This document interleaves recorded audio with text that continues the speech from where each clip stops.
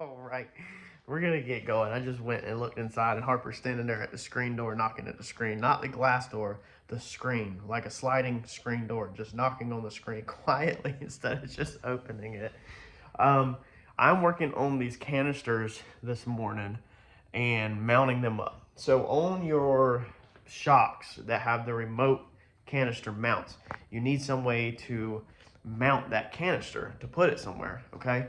And of course I want everything that I do to look clean now, so it continues to not get scratched up more than it is. I just zip tied it right here to this hose in the last video. So I have been working on this in my head for a month now, actually probably about 2 months since I knew I was getting the shocks, of how do I mount these things up cleanly, if that's a word, but for cheap. So if you've looked up the canister mounts, they're expensive. A lot of them are $100 and up per side. You can get like the Mister canister mounts and stuff like that. You can find cheaper options, but not for my size. I want to go to an 1 5/8" bar and then to the canister. I can't remember measurement of canister. I want to say it was like 2 inch. I want to say. Anyway, no matter what I did searching high and low, I could not find a canister mount. Now, if you have a canister mount that's affordable, you feel free to drop it in the links below, because I'm just bolting one on and I'm about to show you how I'm doing it, but I'll gladly change it up for something that's better off overall. Now, I had thought about it, just, you don't even understand the level of thinking that I have done. I was like, well, we could use a fuel pump mount, okay, or fuel filter mount, one of these guys right here, you know, 1 5/8" on that side, 2 inch on that side. This one don't work. This is for a big Peterson fuel filter. However, even these guys right here are $100 freaking a pair, practically, or more for the fuel filter mount. So all these things are expensive. So here's what I come up with after racking my brain a lot. I had a couple of different ways. I was going to cut a tube and do it exactly like we did our back pressure. Okay, so that's how we did our back pressure sensors. We welded a piece on there, and then we cut a piece of pipe in half. It's not exactly the same diameter now that the rubber's on there, but this thing is freaking solid and is not going nowhere. So I was just gonna weld one off of here and mount it, but then I was like, man, how about if we change shocks and it don't have a canister? Then I got them pieces on there. Yeah, I can cut them off and touch up the paint, but I really just want something that bolts on for this situation. Also, if I need to move it, just whatever, man. So here's what I come up with. Mounting them like this, okay? So this one will be over here, and then that one will be over there at the same angle, so that they're pretty much symmetrical. When you look underneath here, you'll have one there, and you'll have one there. I've thought about mounting them here. I could get them where they mounted like this, where you just reach right here and adjust it, but that side gets a little too much going on. So I think they'll look good there. I'm using the Go Lizard mount, so that's what it turned out like, and a hose clamp. So these are Go Lizard mounts. We went over these 100 times in the channel, especially in the past setup. These are basically light bar mounts. So if you look up on eBay or Amazon, or Lizard Go, I'm sorry, and look up light bar mounts, you can get all kinds of freaking cool brackets like this for cheap, very cheap. I don't understand why these companies can make them for cheap, but other companies that want to make the canister mounts can't make their from cheap. And what it boils down to is pure greed. That they say that since you spend all this money on these shocks, which I bought these used, that you can also spend all that money on their little mounts. And I just refuse to give a company a lot of money over something so basic. So companies, again, if you're watching this, you own a company, you need to do better and stop overcharging when other companies can do it for cheap. And I understand that these are probably Chinese, so the Chinese people, if you're watching, make me some freaking canister mounts, because there's a lot of us out here that would love to have some Chinese canister mounts. This is pretty simple though. Do this. We're going to put the hose clamp, or not the hose clamp, we're going to put a rubber hose on that side to give it a little bit of rubber friction where it don't slide. And we're going to take our black hose clamps that we bought and then just bolt it on just like that. I ordered the black hose clamp so it would look cleaner and it didn't look like you actually used a hose clamp. And that is the result that we get with the rubber behind there to sandwich it, basically to keep it from sliding, and it hose clamped on. I was going to take the half moon piece of metal like I did over there and put a bolt, weld a bolt on it, and then bolt it through the hole that comes on these. Bolt that through. That would give me a half moon, and then put 2 hose clamps on it. But I was like, why do all of that? Why spend all that time when 1 hose clamp will literally hold it perfectly fine? Like, I can shake the whole car. Look, I can shake the whole car off of that. It's not going nowhere. Everything's clamped on. This will probably just get 1 zip tie back, and that shouldn't get in the way of the tire at all. Of course, we will check it to make sure everything is cleared. Whenever we start rolling this thing around and setting up the alignment, we'll make sure we have no clearance issues. So I'm gonna go ahead and put together the other side and get it mounted up, and we'll be good to go on that. All right, so if you're not new to the channel, you've been around, you realize that I design a lot of my stuff by the fly of the cuff, meaning I go with the flow and I make changes. So I ran the vacuum line the other day for the boost, and then we ended up moving the boost controller valves. So if you remember, I put them here a couple weeks back, probably, man, it's probably a month and a half back now. Didn't really know exactly where they went, but I will go ahead and touch on the boost controllers in case, again, you're building a car and you're in my shoes and you don't understand where things go, and you're planning on getting somebody else to help you with wiring, but you need to lay everything out. So your boost control solenoids, I guess, valves, that's what these are. I've got all zip tied up. That controls your boost, and it is going to go, 2 of the wires are going to go to the output. The other 2 wires are going to go to a 12 volt hot. So it doesn't matter which 2 you go to. Everything's blue and everything's black. I put mine on the same legs, you know, so you have, you know, a left leg, a right leg, a left leg, right leg. So I use the same legs just to be uniform. I twisted up that wire. This is going to run over there to the 12 volt hot, and then we'll cut these guys right here short, and they'll hit the outputs right here. So I moved it up here because there's no reason for it to be up there. If it would have been up there, we would have had to run the wires all through the car, and I'd rather run vacuum lines than wires. So I had to redo my line because I had already ran it the other night thinking that was where it's going to be before I understood what the wires were. And instead of redoing the line all the way to the front up there, they go over there, I decided to just make a break in it. Now, we went ahead and put this block in with hopes that I was going to remote mount all my pressure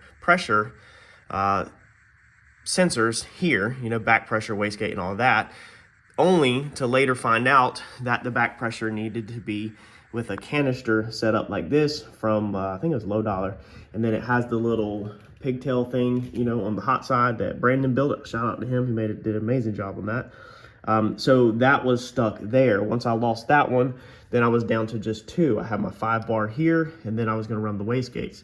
John told me, after speaking to John, I'd already done this block here, that the wastegates really need to go on the wastegate, you know, not to run a vacuum line all the way over here, that he always puts it on the wastegate, and that's where he feels the best about it. So then there comes another sensor off. So I went from having 3 ports filled up out of 4 to just 1, so I had no use for this block no more. However, I think this block would be extremely useful in the future for other remote mounted sensors as we want to monitor other stuff.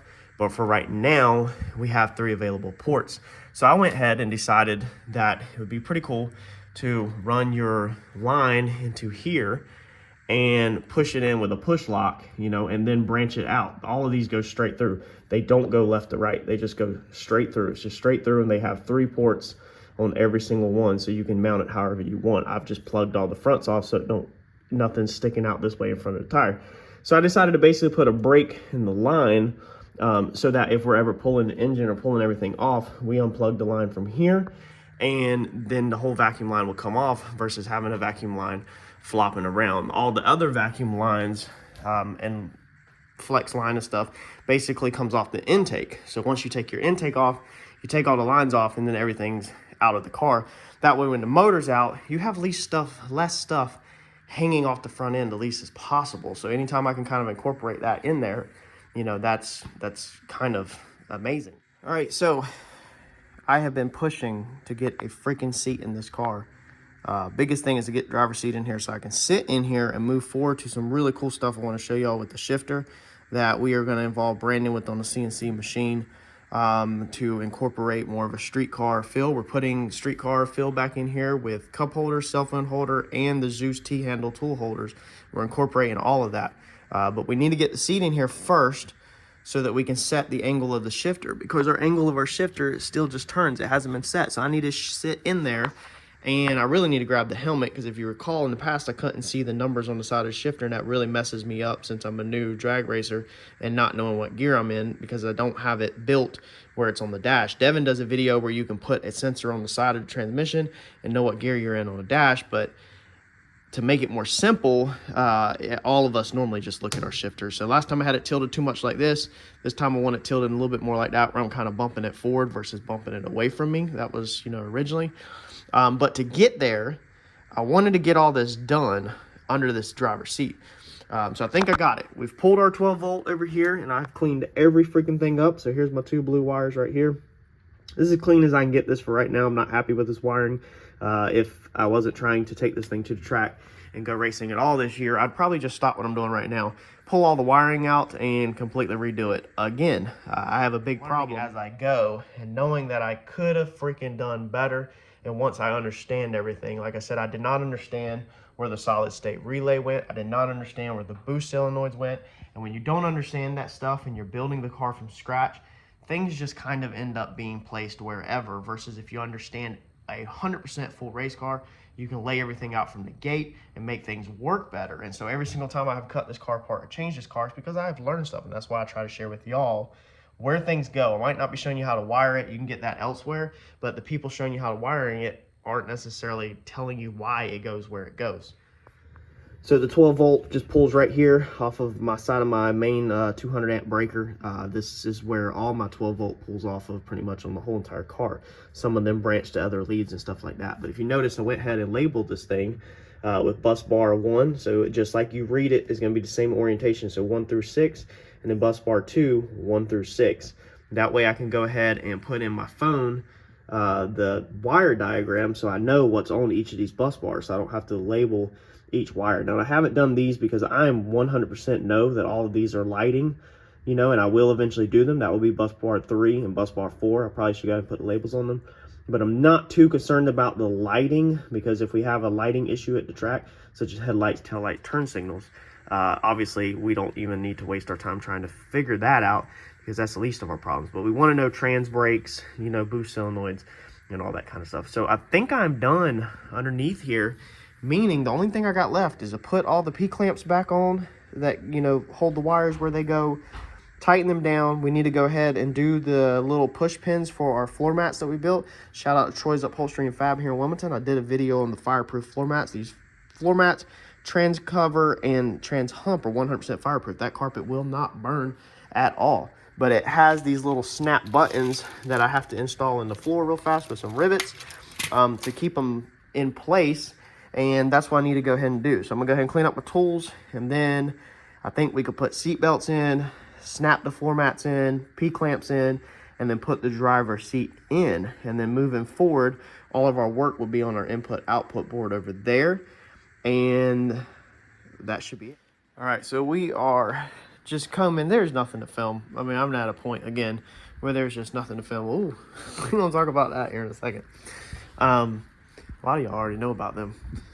So, got the driver's side put back together, seat put back in it. For anybody that's new to the car, we have full carbon fiber seats. These are 100% carbon seats, passenger and driver's carbon. The passengers up there, I'm not gonna put that in right away because we still have to do all the wiring. I'm literally just trying to clean up mess, and not gonna tinker with the wiring as I move forward. I ordered that cord, so we're waiting to finalize that cord. We went ahead and got the floor mats put in it. We got everything wiped down in here. Basically, on the outside of the car, just picking stuff up, still just cleaning, straightening stuff up. Went ahead and threw the front tire back on that one. So we are back a roller in the air on that side. And then back here, just fitting up these. We are going to probably go see Mr. Lau this weekend, or this week. I got to get up with him and Mac Fab bead locks. We're probably gonna go ahead and get these double bead locks, and I think we're gonna make a tire change. So y'all stay tuned for that. I was running to get the wheel out. My other wheels are 15 by 10s, so then we're 15 by 10s on slicks. So I was running a 3/4 inch spacer. I think it's 3/4, maybe it's a half. I need to measure it. But I was running this spacer to pull the 10s out just a little bit, because I want that flusher look with the outside of the fender. However, with that on there, I'll show you actually, and the rim, we don't have threads sticking out past the thing. Now, I don't think it's a problem, in my opinion.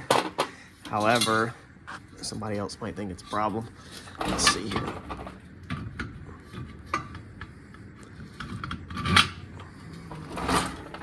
Alright, so with that bolted up like that, it's got threads all the way, literally, to the edge of the wheel. So it's got thread surface all the way to the edge.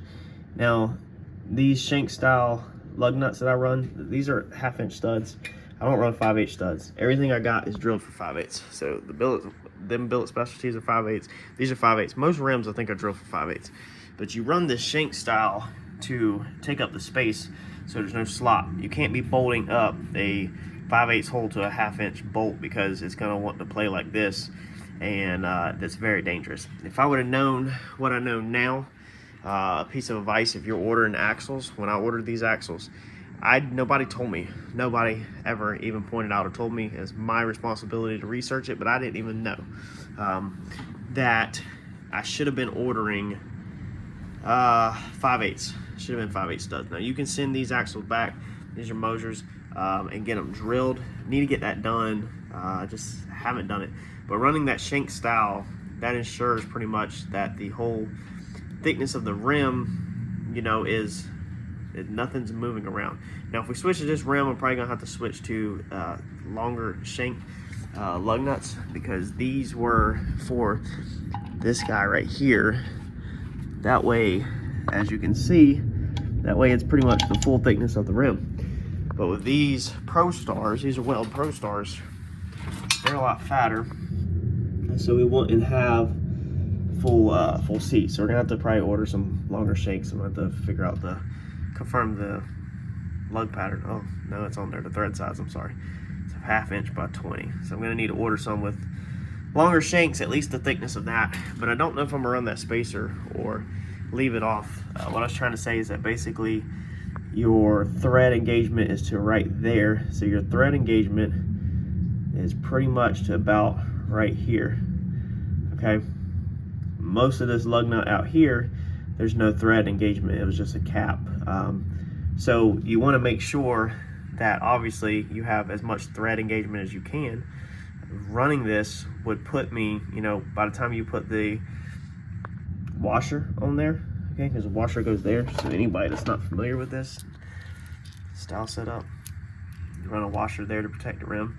So we have, as you can see, we would have 100% thread engagement on the lug nut, and where the washer stops, which would be the face of the rim, is also just happens to be where the threads stop. So if threads are hanging out past here, in my opinion, it really ain't gonna do much.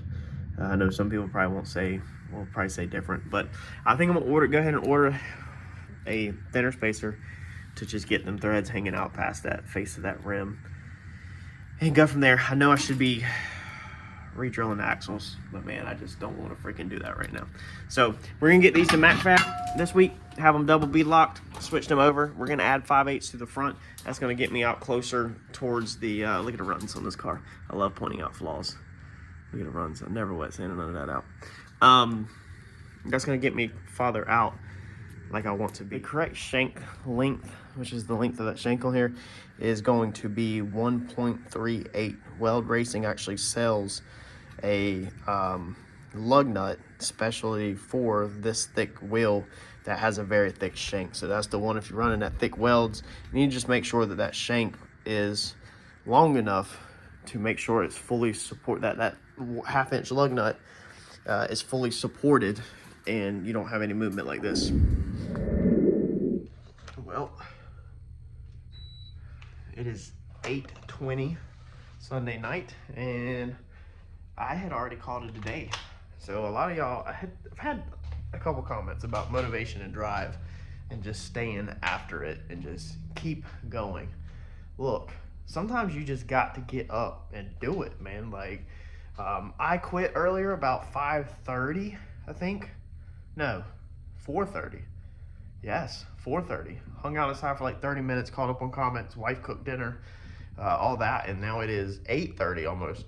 And so that's how I had a downtime.